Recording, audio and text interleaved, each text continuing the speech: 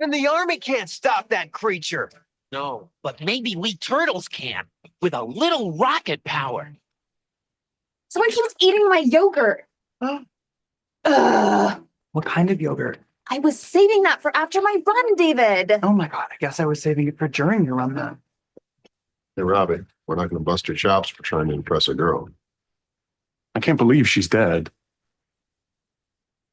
It's the Al Travis Show. We're here sitting with Senator Susan Kent with what we call Cleanup in Aisle 9. I've given this next hour. You get to decide the federal topics we talk about. I'm trusting you're going to skip the two big ones because they don't fit your narrative. Reopening Alcatraz, which is really cool because now when you take the tours of actually people in the cells, that'd be way cool.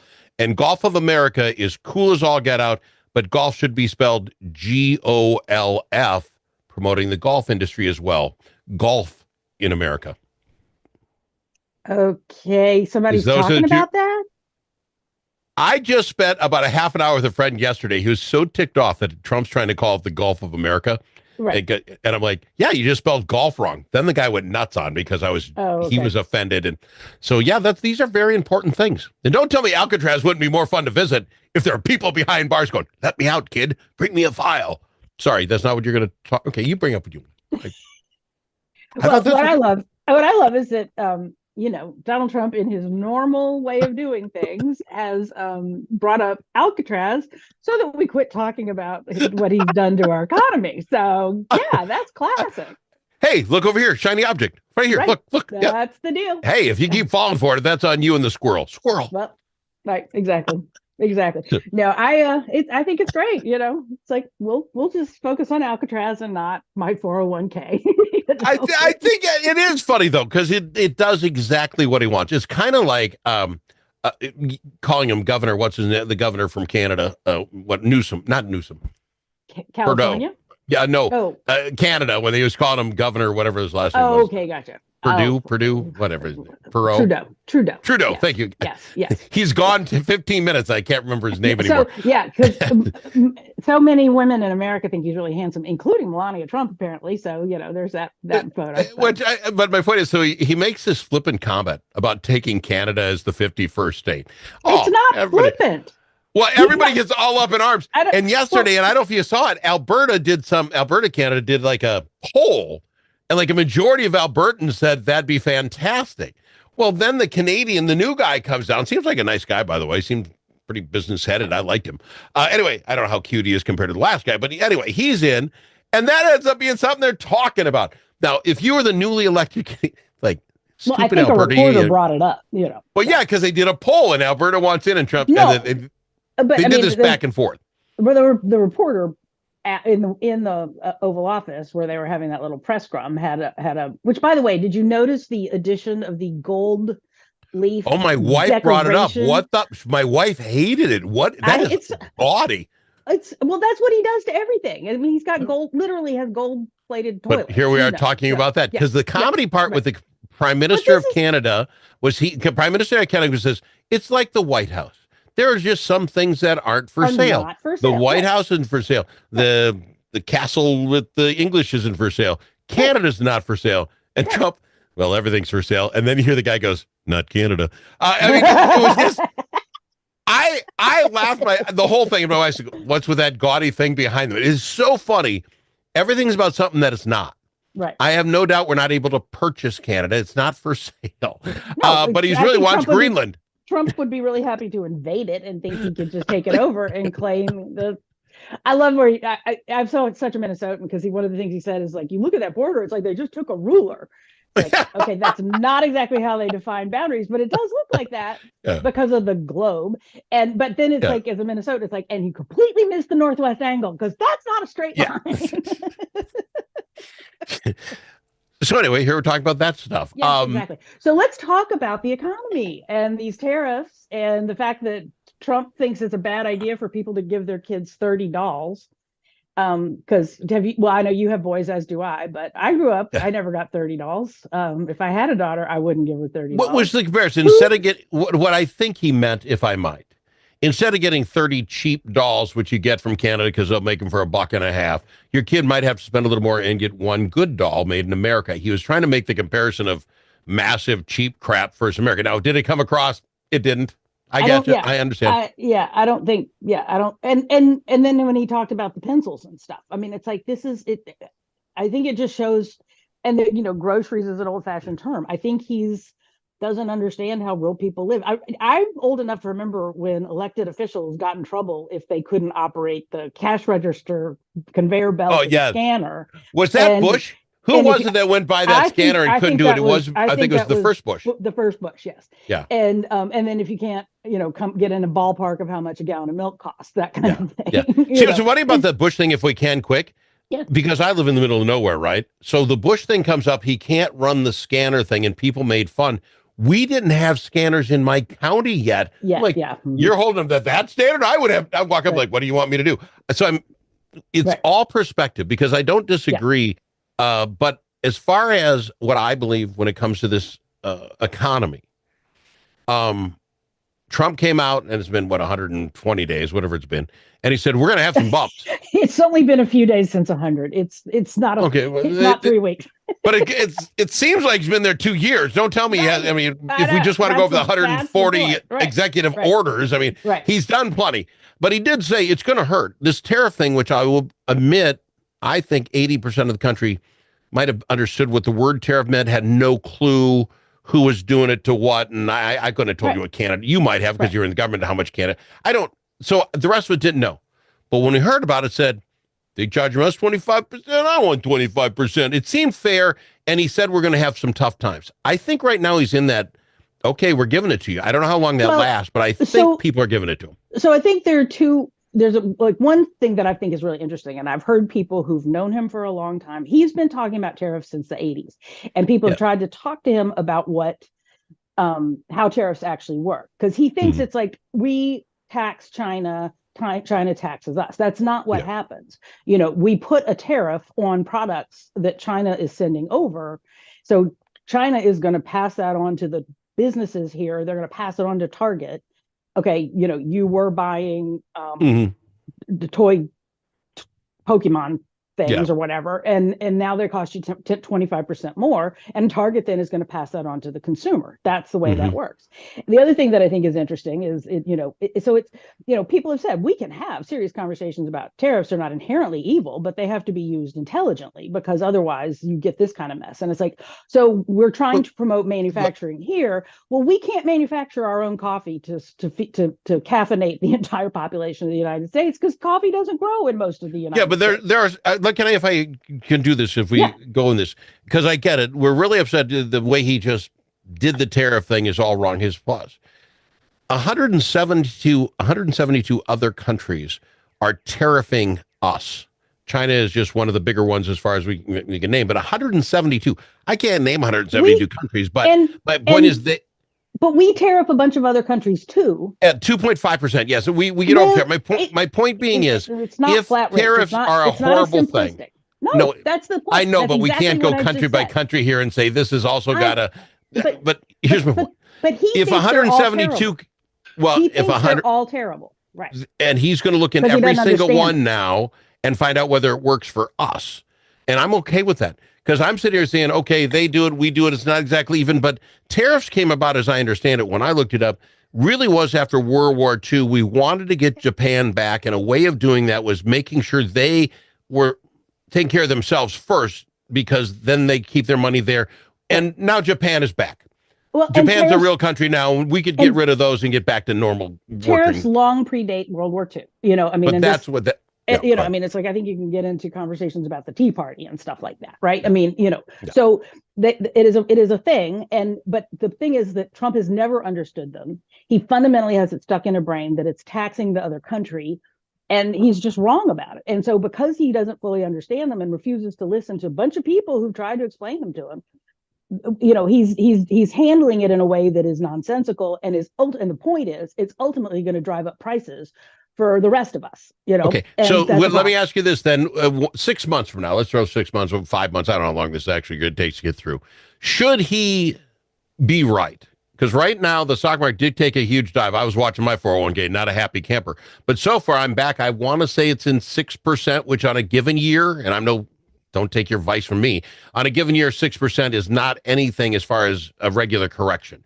If 6 months from now, the stock market doesn't collapse like they were saying it was going to, if inflation, which by the way is down currently, now the tariffs are just getting on, we could have if that comes around, if out of the 170 countries we get a decent deal with, and the big one everybody cares about is China, but we get these things, can we look at it and say maybe the guy was right? Because right now he could be wrong, but he could be wrong on everything he ever does. We could go down that road. I mean, it's true. I mean, he is wrong on how tariffs work. Let's just be clear, because the way he describes it, the way he apparently understands it, according to a whole bunch of people, and like yesterday in a committee hearing, they were asking Scott Bessent, what is he, Secretary of Treasury? Yeah. And they were specifically asked by the guy from Wisconsin, who pays for tariffs, right? And he refused to answer that question because he knows the answer. And he knows if he tells the truthful answer, he will be contradicting his boss, and that puts him in trouble. So he couldn't come up with anything to say in that moment. And it was really sad to watch. But because he knows how they work, and he knows that this is not... It seems it only taxes the American people, because if 172 other countries have tariffs on us, then they're taxing their people the same way. We got to get in the boat. Well, again, that's an oversimplification of the situation. And because we have tariffs on them too, and it depends on the particular issue. But the point is, let's just use one in India. But here's the other problem. I love you. Do we need to take a break? Do we need to take Yes, a break? we do. That's why I'm trying to get in here. Yes, we'll be back after this. After she stops going, she stops me. We'll be back after this with more. It's Senator Susan Kent. There are many ways to explore Alexandria. Some like to experience the outdoors and all the fun winter in Minnesota can provide. Pick your favorite way to get in touch with nature. Others like to explore downtown in the warm comfort of a boutique or gathered around a table with friends. You can do all of that or relax and do nothing at all. Come explore Alexandria. Start planning at explorealex.com. Everybody knows you have to have a guy in the auto repair business. If you want a car, you need to know Paul. Paul owns Jay's Auto Shop. I don't know. Ask him. Jay's Auto Shop's locally and veteran-owned. Paul's your guy in the car business. He'll fix just what needs fixing, make sure it's done right, and at a fair price. You want to know your car's being taken care of, take it to Paul at Jay's Auto Shop. 202 North Main Street, Blue Earth, 507-525-1052. 507-525-1052.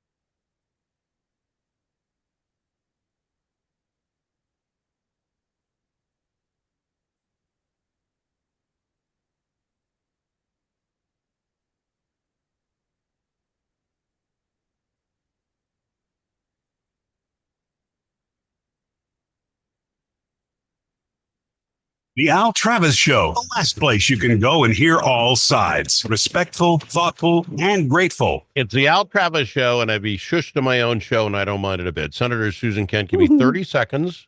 Have you ever watched the Amazing Race, where they travel around the world in couples and try to win? I've watched a little bit of it. I love that show. Just love that show. They're actually in India. This is just I'll do this quick. In India, like in the last episode before last, and I was looking at my wife. A ton of bicycle riders. I'll tell you what, these people in motorcycles and then the ugliest cars ever, whatever these little things are they drive, it's not a luxury automobile. But it goes to my point. Reuters news service, I brought it up as far as what the tariffs were between us and India. It's almost 110% on a car from us to India, the second largest market in the flipping world. And all these people need cars because their cars are ugly or they don't have them. India, after Trump did whatever, and he might be crazy on this, has already proposed to a 0-by-0 tariff change. Now, they don't want to do it all at once. It could collapse what they've got over there, but they want to go to 30% and then 70%, and they want to do this. I don't know tariffs. I'm not a bright man. I don't know about auto car dealerships, but if you told me, and I worked at a Ford dealership, that we can start selling to India, I would be head over heels because that's the second largest market in the world. So I don't know if it's all great, but sounds good. Yeah, this is a great example of why sounds like such a good idea, but in the very intricate, interconnected, international world of trade and economics and manufacturing, it doesn't always work the way it seems. So I'll just say, since you brought up India, I actually was going to bring it up anyway, because I read a thing this morning that India and Great Britain are making a new big deal. They have gotten a whole new trade compact. And part of the challenge, because, if it were to work the way Trump envisions it, that yes, there'll be some short-term, 6 months, whatever pain, but it's all going to work out. The whole idea is, in theory, to bring a lot of the manufacturing back to America so that we get these manufacturing jobs, which sounds good, but because of history and probably more than I can go into in the radio show, first of all, even if it could happen, it can't happen fast, because right now there's so much uncertainty in our economy. Nobody is hiring. Nobody is making any commitments to build something like a plant. So there's that, right? So the idea that this is going to be quick is, I think, not accurate. Well, I think it has to show something quick, only because I don't think the people like me will wait that long. It has to be. I agree completely. Yeah. We're agreeing, because I'm giving him the grace period right now, and I don't know how long that lasts. But the nature of what he's trying to accomplish is just cannot happen quickly, and so that's the India thing, and the thing on the cars. So much of what Ford makes in their cars, if you remember, during the pandemic, we had problems getting new cars, and it was because we couldn't get the chips over from China because of supply chain problems, right? So we're going to have that problem again. Now, Biden said we need to make more chips here in the United States, and he invested money to do that for that very reason. But it's not, you can't just rip off that Band-Aid and wait for it to heal, because it's going to take a long time with a lot of pain in the process. The other thing is, and then in the meantime, countries that have let us be sort of the center of it all, now they're going out and making their own deals with China and India and all that sort of stuff. So we're becoming less relevant. And that is, I mean, we have enjoyed this being the crown jewel of the global economy for almost 100 years. And we are putting that at risk, is all I'm saying about that. And I don't disagree. And we've been a consumer economy. The rest of the world wants us because we spend money on a lot of stuff. The rest of the world doesn't have 4 TVs in a household. We buy stuff. They want us. And I'm not. Which then that brings us to the other part of it. And I'll be quick, but all of these things have ripple effects. Like, I just heard that in my county, we're looking at laying off a bunch of people. Then the woman who owns the small business that just got the Small Business of the Year award is a Minnesotan. And she invented a baby product when she had a baby. Someone said, you should manufacture this. She does. She's got a whole bunch of those things in a warehouse in China that she now can't afford to bring over here and distribute. And she put her house up for this business. No. And I feel sorry for her. And you can multiply that across so many businesses and people. This is going to have big ripple effects. It is. And again, short-term pain for long-term. I don't know this gal. I feel horrible for her, but maybe that's got to be manufactured here. The one that got me is when I found out we don't have penicillin. We get that shipped in. We didn't have PPE masks. Any country, and this is the best country in the world, can't do that for themselves. They're wrong. If the president's got to put a 100% tariff on that to make pharmaceutical companies make it here, I don't care. That's That's what National Biden did. security. You put a carrot in there, not a stick. You can't take it away in order to force it to come back in hopefully 5 years. Okay, well, Biden's been gone now, and we still are in the same spot because China's still We're- making it all. We haven't We're in started the it yet. process, but it can't happen overnight. That's my point. Well, 4 or 5 years. Let's get her going. I have 20 seconds. I love having you on the program. You know that. I appreciate you talking everything from how we started the show to now. I Keep going. appreciate it, if you will. Senator Susan Kent on the Al Travis